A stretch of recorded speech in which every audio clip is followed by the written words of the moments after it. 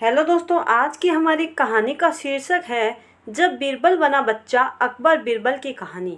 एक दिन बीरबल दरबार में देर से पहुंचा। जब बादशाह ने देरी का कारण पूछा तो वह बोला, मैं क्या करता हुजूर। मेरे बच्चे आज जोर जोर से रोककर कहने लगे कि दरबार में न जाऊं। किसी तरह उन्हें बहुत मुश्किल से समझा पाया मेरा दरबार में हाजिर होना कितना ज़रूरी है। इसी से मुझे काफ़ी समय लग गया और इसलिए मुझे आने में देर हो गई।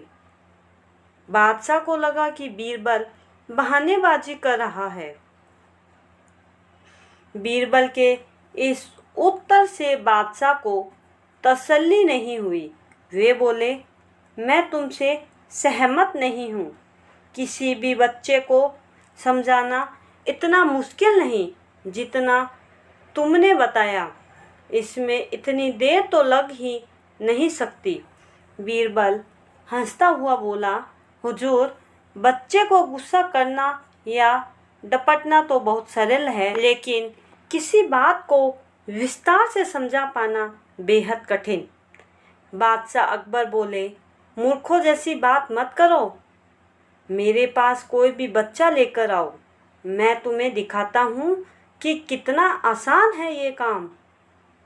ठीक है जहांपना, बीरबल बोला, मैं खुद ही बच्चा बन जाता हूँ और वैसा ही व्यवहार करता हूँ। तब आप एक पिता की भांति मुझे संतुष्ट करके दिखाएं। फिर बीरबल ने छोटे बच्चे की तरह बर्ताव करना शुरू कर दिया। उसने तरह तरह के मुंह बनाकर बादशाह को चिढ़ाया। किसी छोटे बच्चे की तरह दरबार में यहाँ वहाँ कूदने लगा। उसने अपनी पगड़ी जमीन पर फेंक दी। फिर वह जाकर बादशाह अकबर की गोद में बैठ गया और लगा उनकी मूंछों से छेड़छाड़ करने। बादशाह कहते ही रह गए, नहीं नहीं मेरे बच्चे, ऐसा मत करो, तुम तो अच्छे बच्चे हो ना। सुनकर बीरबल ने जोर जोर से चिल्लाना शुरू कर दिया। तब बादशाह अकबर ने कुछ मिठाइयाँ लाने का आदेश दिया, लेकिन बीरबल जोर जोर से चिल्लाता ही रहा। अब बादशाह परेशान हो गए, लेकिन उन्होंने धैर्य बनाए रखा। वह बोले, बेटा, खिलौनों से खेलोगे? देखो कितने सुंदर खिलौने हैं। बीरबल रोता हुआ बोला, नहीं, मैं तो गन्ना खाऊंगा। बादशाह अकबर ने गन्ना लाने का आदेश दिया। थोड़ी ही देर में एक सैनिक कुछ गन्ने लेकर आ गया, लेकिन बीरबल का रोना नहीं थमा। वह बोला, मुझे बड़ा गन्ना नहीं चाहिए, छोटे छोटे टुकड़े में कटा गन्ना दो।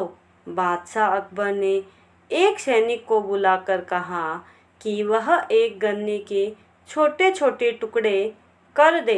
यह देखकर बीरबल और जोर से रोता हुआ बोला, नहीं सैनिक, गन्ना नहीं काटेगा, आप खुद काटे इसे।